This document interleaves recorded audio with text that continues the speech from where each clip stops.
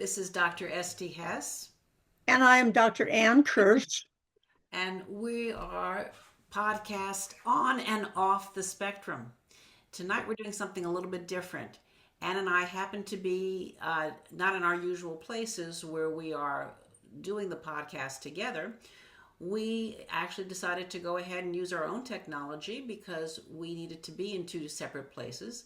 But tonight Yeah. we are still going to be talking about a very, very important topic that I think is valuable to a lot of our viewership.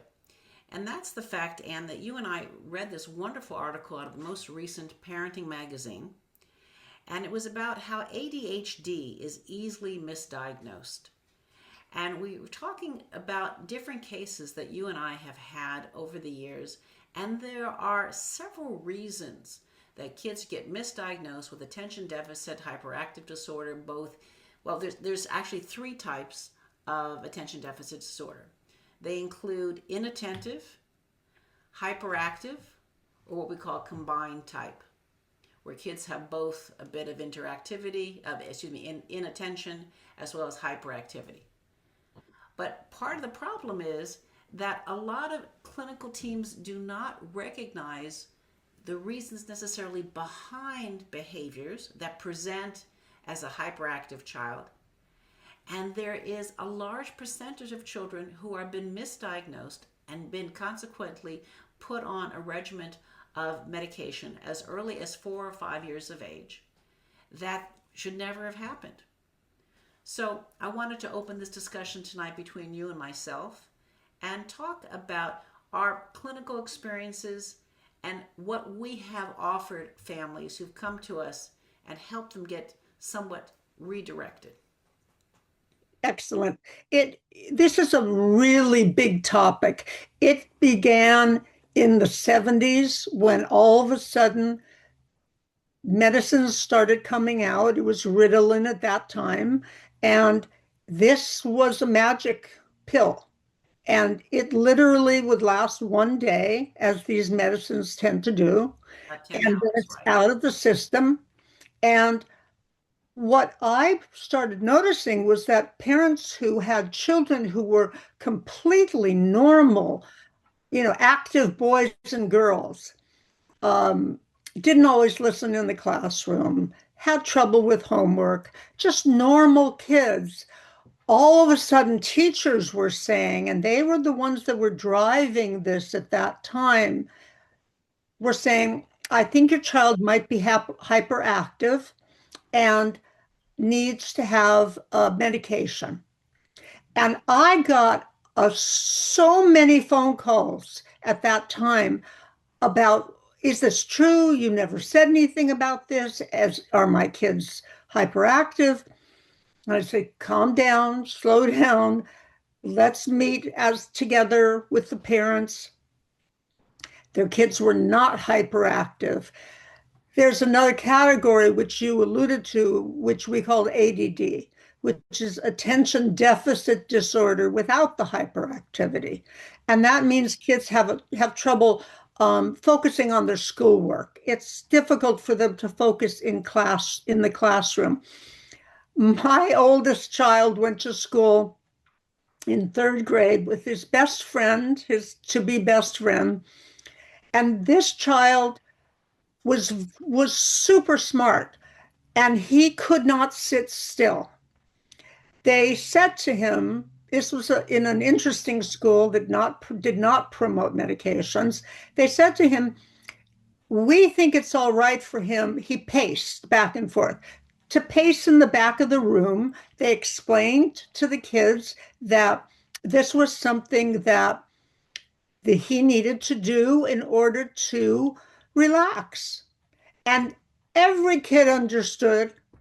And so this boy paced, stopped, start. He didn't cause any problems.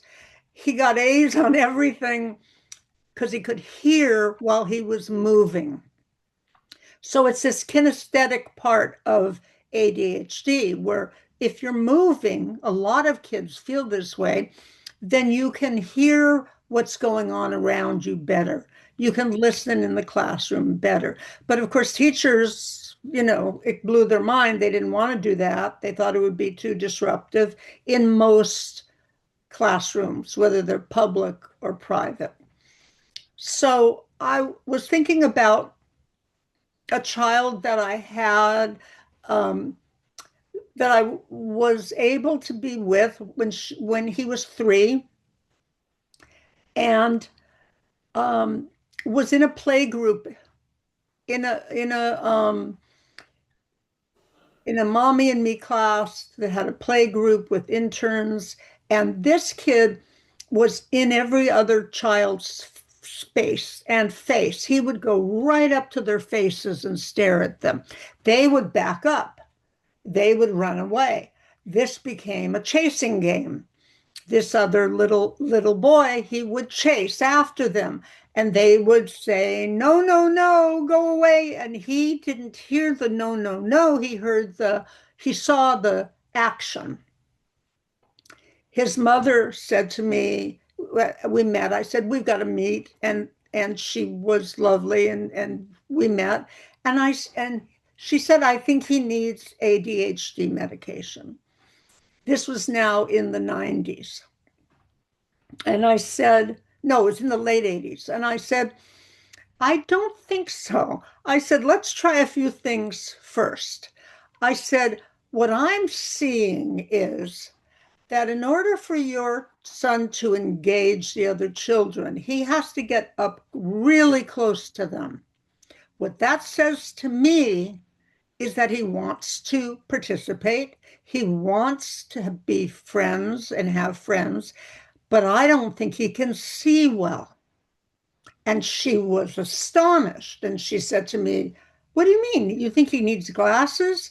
And this horrified her because she had to wear glasses when she was very young. And I didn't know that she wore contacts.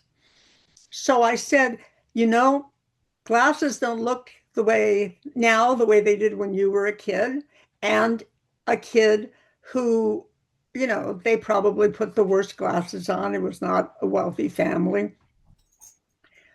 I said, please do one thing for me. Just take your child to a pediatric um, um, person who knows how to diagnose children in. And she did. And I said, and while you're there at this person, first she went to an ENT. I said, have his hearing tested because we might as well check both. She came back and she said, he needs glasses. And I said, she said, how did you know? And I said, I knew because I watch. And that's what I was telling you. What we as clinicians learn to do is watch what our little kids that we're working with and not so little kids, we learn to watch them, watch their behavior. Behavior has meaning. So the upshot is he came to the group with glasses on. The kids spent about 2.5 minutes asking about the glasses, and then that was it. And he never got in another kid's space. He never was what we would call hyperactive, behavior back to normal. All right. Well, you pointed out a couple of things because in our previous podcasts, and you've talked about the fact that you first entered the world of children as a teacher. Now, Yes, teachers we know are not formally and officially allowed to diagnose, but they that's can right. alert. All right, so they can alert to a clinical team like ourselves, and we can then go ahead and do appropriate diagnosing. That includes developmental psychologists, um, pediatricians, actually, better yet, developmental pediatricians, and people who have child psychiatrists, people who have a familiarity with this particular level of child challenge. But you said something so profound. There was another reason, and by spending time and observing, you could see a child's behavior and see was there a pattern to it. So, likewise, I had a child in my own practice where he presented with these hyperactive, even aggressive types of behaviors. And mom would look at this little guy and say, he's such a sweet little guy. And part of my assessment is I spend time, besides, I actually spend time with parents more over 6 hours before I go ahead and make a formal diagnosis when I am ruling out attention deficit or any other childhood issue. And part of my observation is to go into the home and to really talk extensively with the parents to get their own developmental history as well as everything about the child from conception on out to present day. So I found out that aside from anything else, this child snored.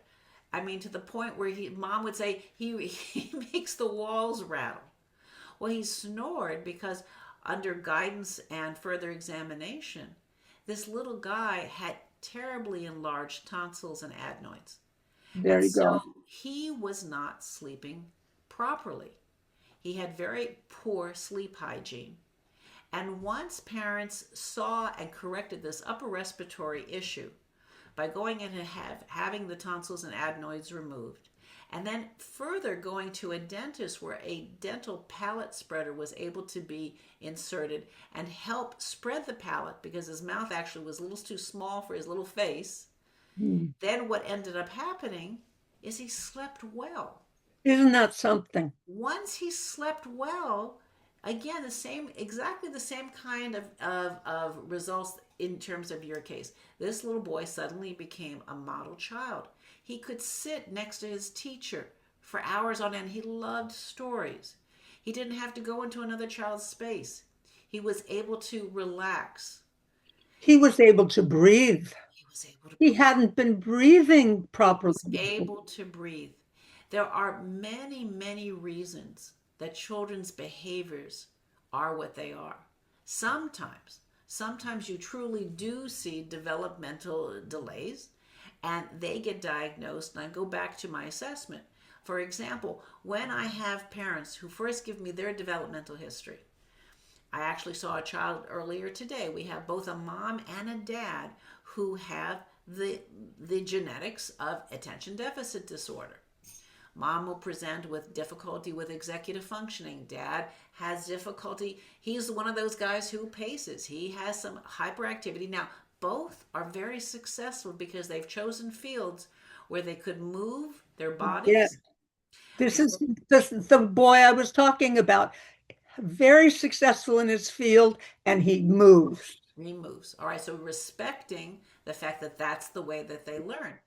But when you have parents who, one or both, who have attention deficit, there is a genetic susceptibility, a proclivity for this to happen. So then, again, I would turn to our psychiatric team, developmental psychologist, developmental pediatrician, a child psychiatrist, to evaluate and to go ahead and medicate.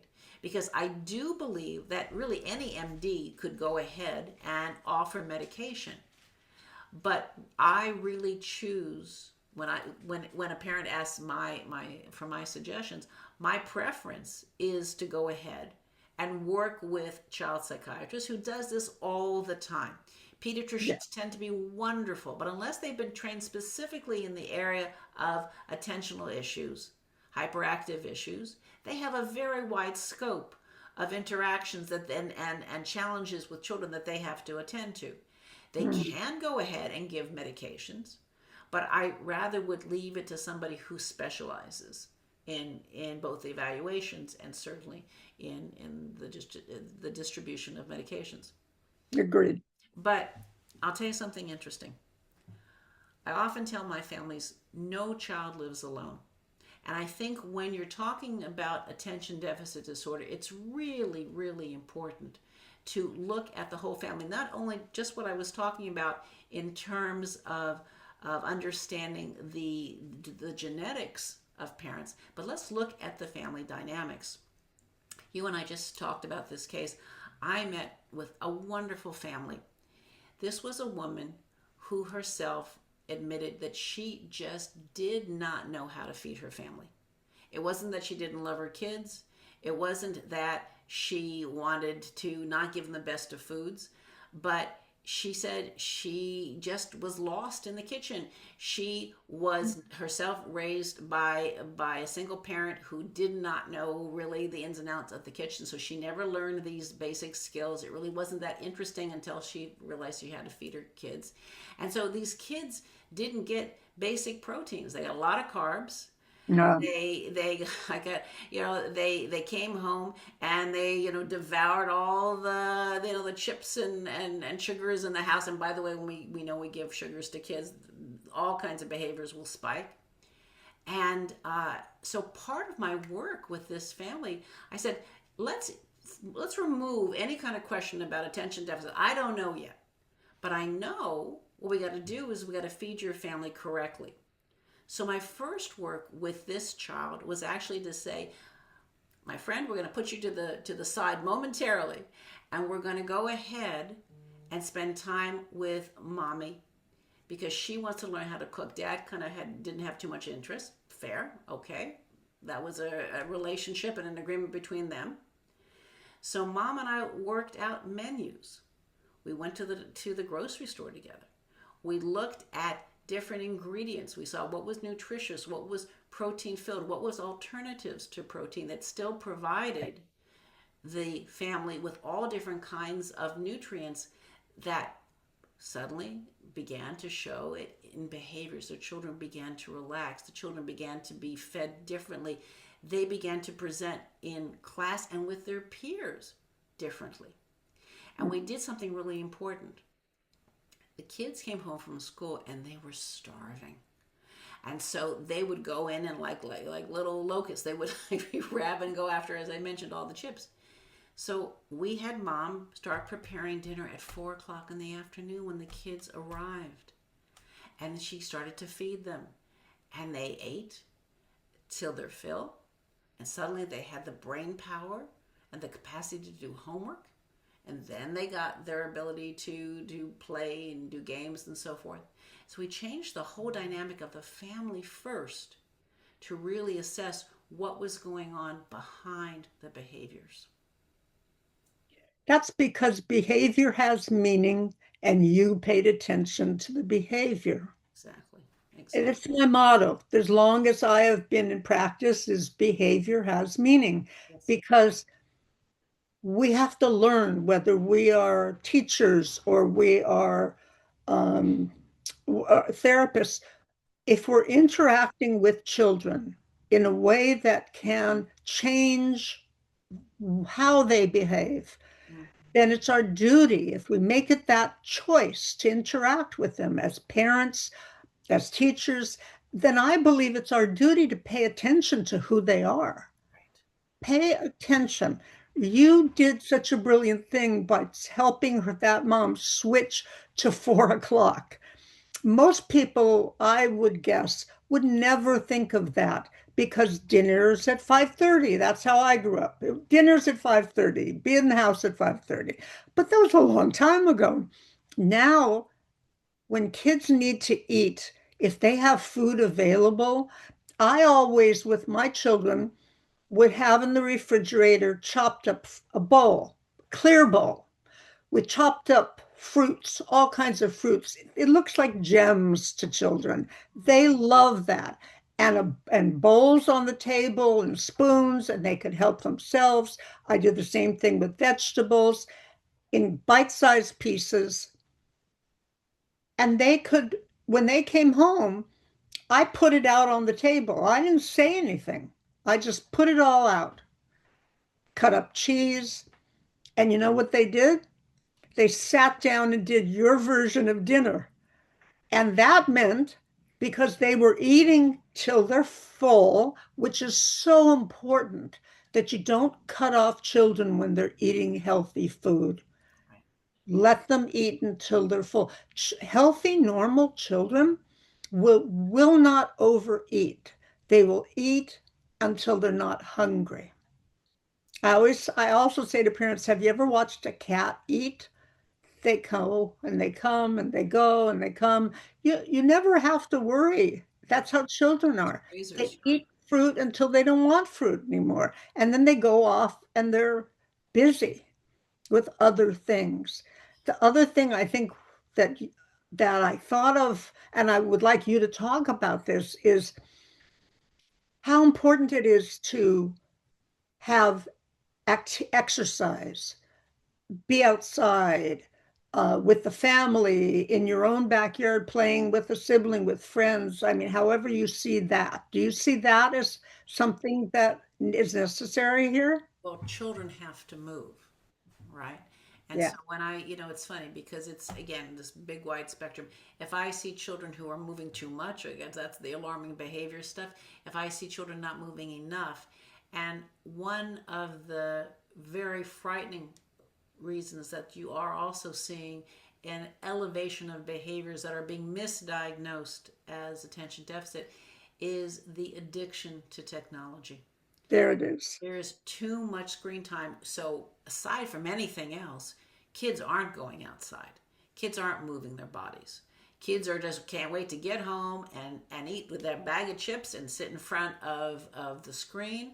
And it's a terrible, terrible combination, both in terms of the potential for this poor nutrition and that impact on brain development, and the amount of hours that the brain is having to deal with all different kinds of artificial light and unusual and overstimulating mental activity that mimics, by the way, that mimics the same kind of neurotransmitter called dopamine that Right. stimulates and is missing oftentimes in kids with attention deficit, truly, but is created artificially from this kind of excessive up from 2 to 7 hours a day.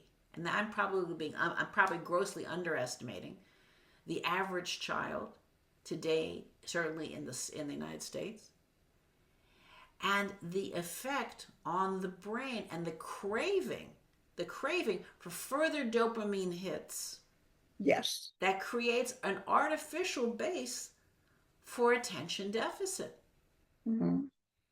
And aside from anything else, we are growing up with a generation that has learned to basically hide behind a wall, and a also a group of children who don't have good social skills, aren't moving their bodies, and they are unfortunately addicts to technology.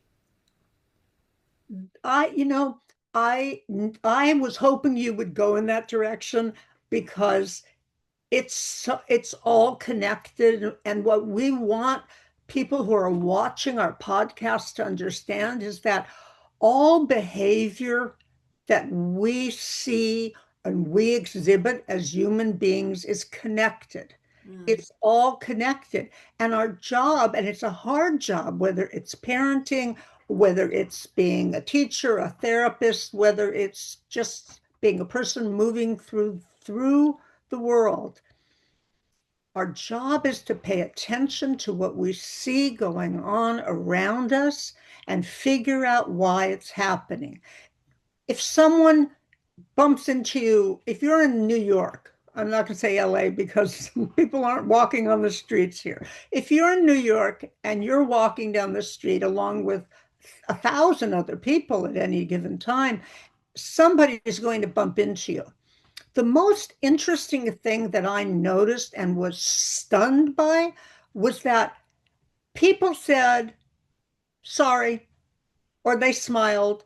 It was a given that you were going to be bumped into. Nobody took offense. I looked around to watch people get mad. Here, people would get mad and yell at you. There, it was understood that the dynamic was so many people and such a small sidewalk will bump into one another on occasion, and it wasn't to be taken personally. If you grow up being outside, if you grow up like I did, I didn't care about watching TV. It wasn't back in the day, it wasn't that interesting to me, except for the Mickey Mouse Club. Other things to do were the things to do outside. When the clocks changed, like they're going to do this next weekend, and we got lighter hours later, I was in heaven because it meant that I could go outside and play with my friends after dinner. Absolutely. So what is the end goal here? What is effective treatment for what parents primarily who are watching, what can they do?